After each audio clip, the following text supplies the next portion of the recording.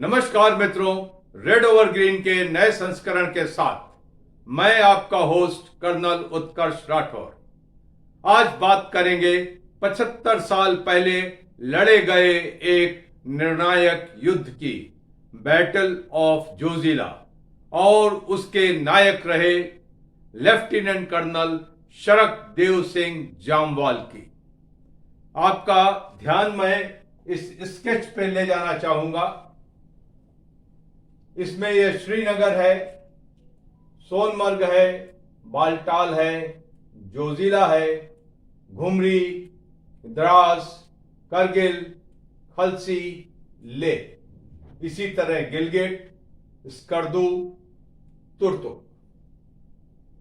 ये श्रीनगर से लेह तक की सड़क अधिकांश एक म्यूल ट्रैक हुआ करती थी, जो आजकल नेशनल हाईवे NH1 है। सितंबर 1948 में भारतीय सेना को यहां पर बड़ी चुनौतियों का सामना करना पड़ा।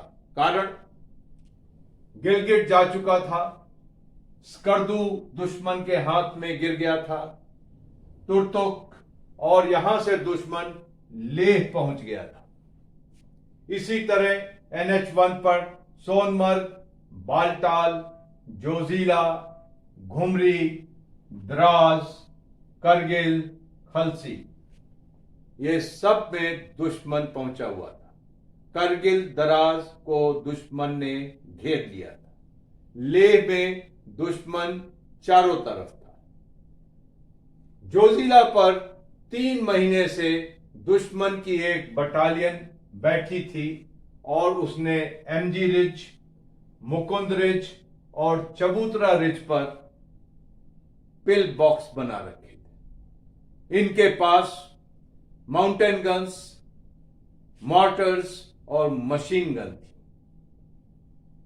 मुश्किल यह थी कि अगर 1948 में बर्फ गिरने से पहले यह ऑपरेशन नहीं किया गया तो यह ऑपरेशन 1949 की गर्मियों से पहले नहीं हो पाएगा।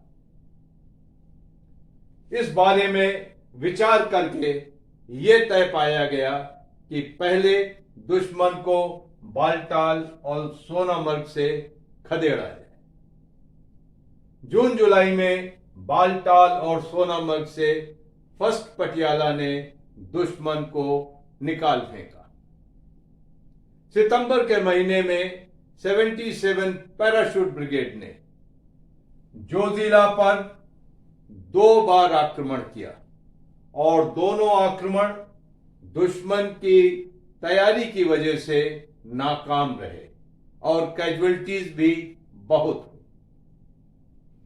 इस सब को देखते हुए श्री डिवीजन, जो आजकल 19 डिवीजन है, वो पहले श्रीनगर में होती थी, उसके GOC जनरल थिमैया ने निर्णय लिया कि वो जोजिला को खोलने के लिए टैंकों की मदद लेंगे और 7 लाइट कैवेलरी को ये टास्क दिया गया। 7 लाइट कैवेलरी के टैंक स्क्वाड्रन उस वक्त अखनूर में 450 किलोमीटर दूर थे। चार्ली स्क्वाड्रन 7 लाइट कैवेलरी के squadron commander lieutenant शरक Dev Singh Jammwal को अखनूर में यह हुक्म मिला कि वो अपने सारे टैंक लेकर बालटाल पहुंचे। 450 किलोमीटर की दूरी उन्होंने तय करनी थी और 15 सितंबर को यह आदेश मिला।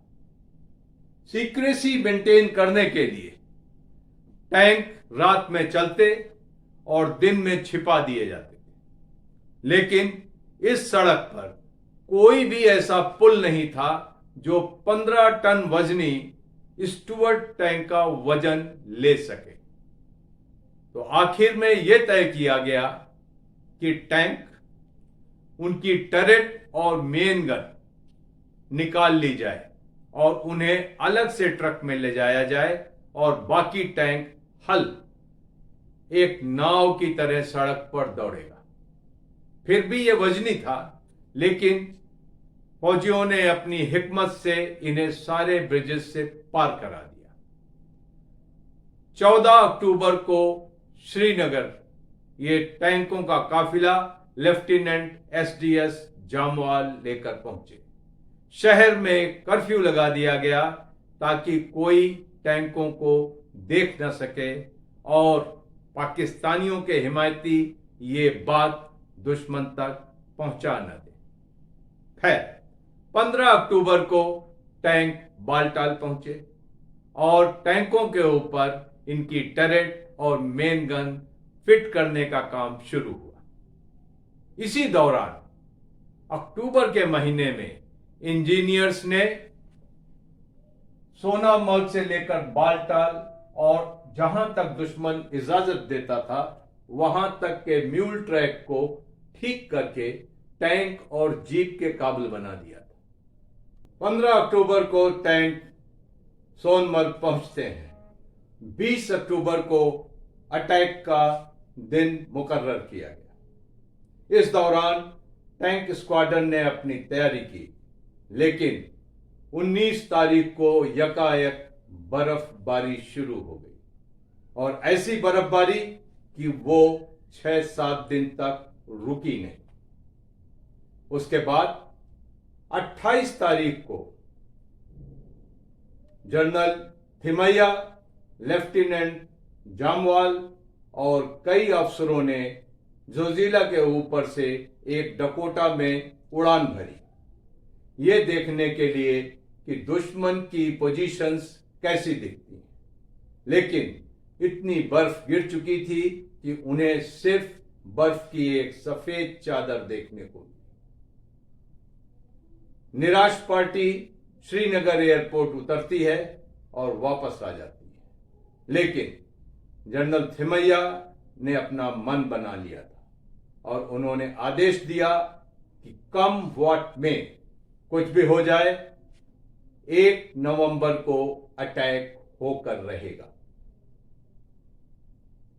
1 नवंबर को बालटाल में 40 squadron 7 light cavalry lieutenant SDS Jamwal के नेतृत्व में स्टार्ट लाइन पर खड़ा था और उन्हें विदाई देने के लिए कौन आया था? जनरल थिमैया स्वयं। उन्होंने इस यंग ऑफिसर को कहा, capture Ghumri basin, good luck and Godspeed. 10 साढ़े 10 का सुबह का वक्त था। बर्फ हल्की हल्की गिर रही थी और 40 स्क्वाड्रन 7 लाइट कैव ने जोजिला पर अटैक शुरू कर दिया। दुश्मन को जब अपने मशीन गन की गोलियां टैंकों से उड़ती हुई नजर आई तो वो हक्का बक्का रह गया। उसने माउंटेन गन से फायर किया, मोटर्स फायर किए, लेकिन टैंक नहीं रुके। उस बर्फ में 2-2.5 फीट बर्फ में टैंक चलते गए और जोजिला कैप्चर हो गया। महज 2 घंटों में जोजिला पर टैंक थे। 11,575 फीट की ऊंचाई पर टैंक पहुंच चुके थे।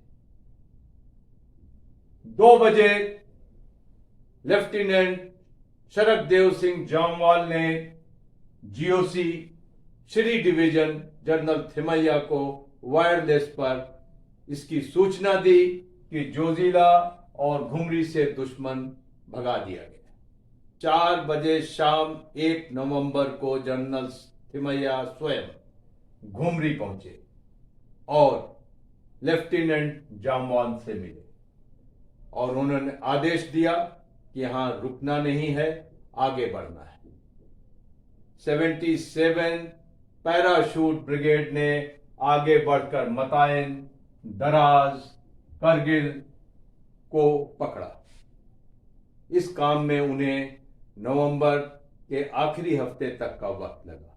अगर जोजिला का ऑपरेशन कामयाब न होता तो शायद आज देश का नक्शा कुछ दूसरा होता और जोजिला, द्रास, करगिल, लेह, तुर्तुक हमारे हाथ में ना होते।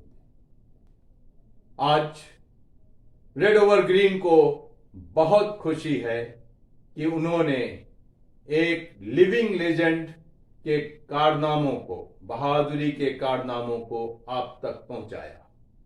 टीम रेड ओवर ग्रीन ने लेफ्टिनेंट कर्नल शरद देव सिंह जामवाल से उनके जम्मू निवास पे भेंट की और आपकी शुभकामनाएं दी। वो ईश्वर की कृपा से 96 साल के हैं और स्वस्थ हैं और आप सभी को जोजिला दिवस पर अपनी शुभकामनाएं भेज रहे हैं। आज के लिए सिर्फ इतना। बहुत जल्द मुलाकात होगी। जय हिंद।